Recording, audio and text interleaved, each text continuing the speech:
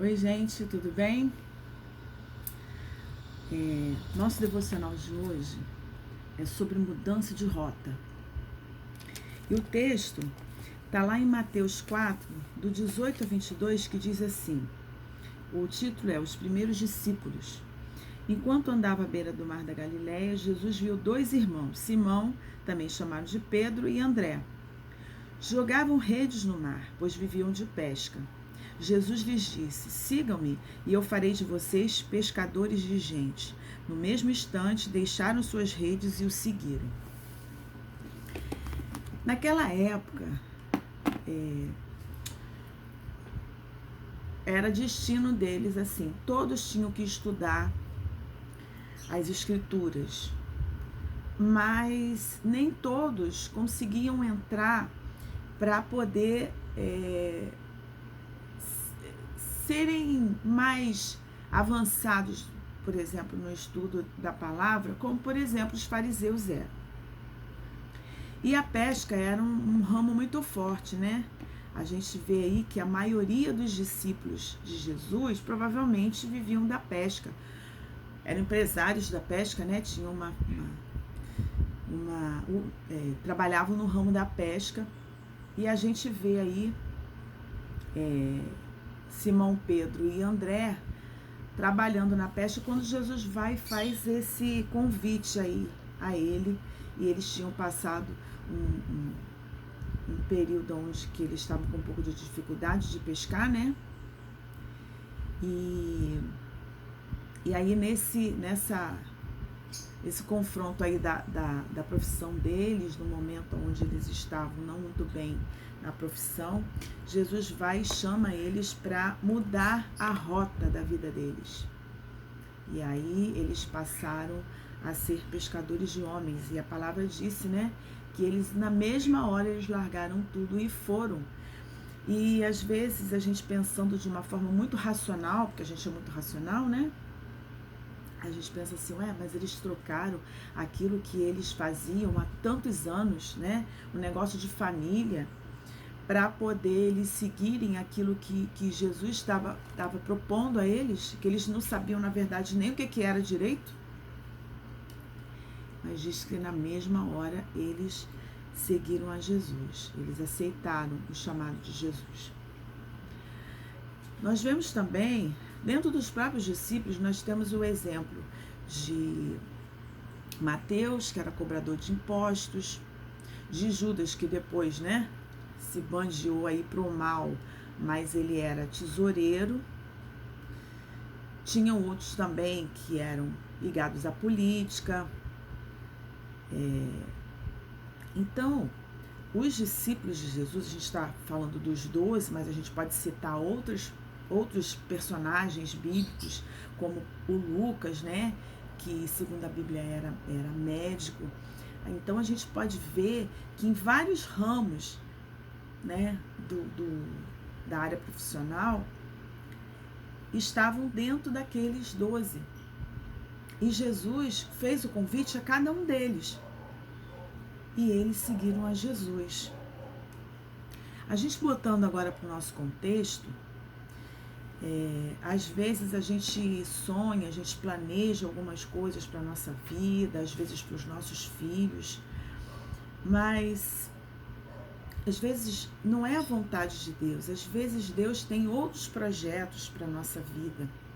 E aí a gente se atentando, a gente está falando na área profissional mesmo, né? Porque às vezes a gente sonha tantas coisas para os nossos filhos sonham tantas coisas, mas nós que conhecemos a palavra de Deus, nós precisamos colocar muito os nossos projetos, a rota que a gente está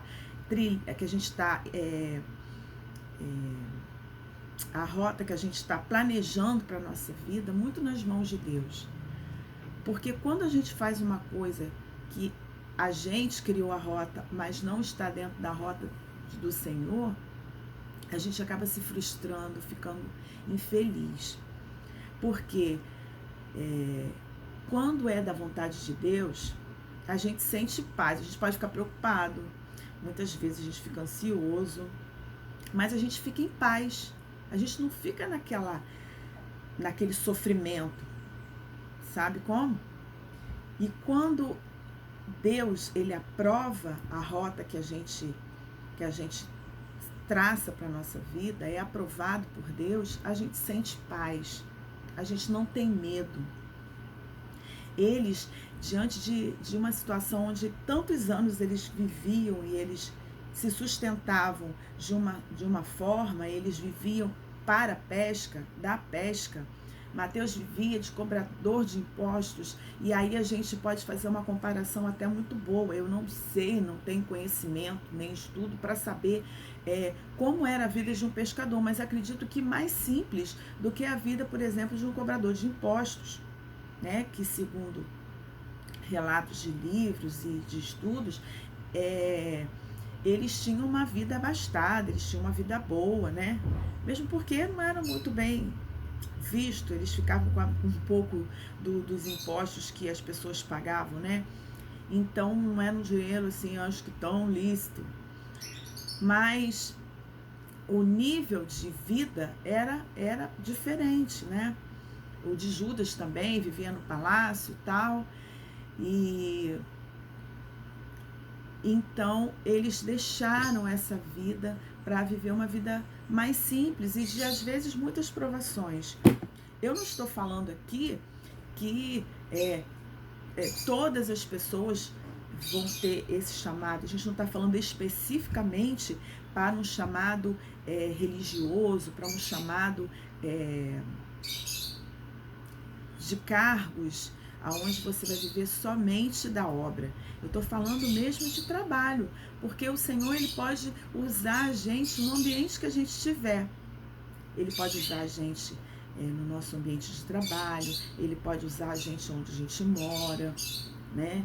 Então, a mudança de rota aí não necessariamente é profissional, mas ela pode ser uma mudança de moradia, ela pode ser uma mudança de pensamento, porque o importante mesmo é a gente estar muito seguro do que Deus está traçando para a gente, da rota que Deus está traçando para a gente.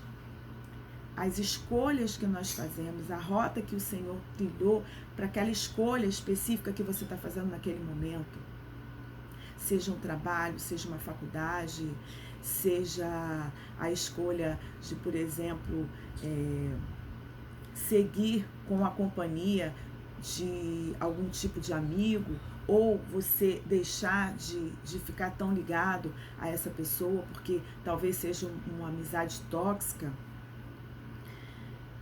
O Senhor, ele trilha uma rota pra gente. E quando a gente obedece, é o que eu estava falando agora mesmo, a gente sente paz, a gente sente tranquilidade. Fazer uma escolha dessa não é uma coisa fácil, né?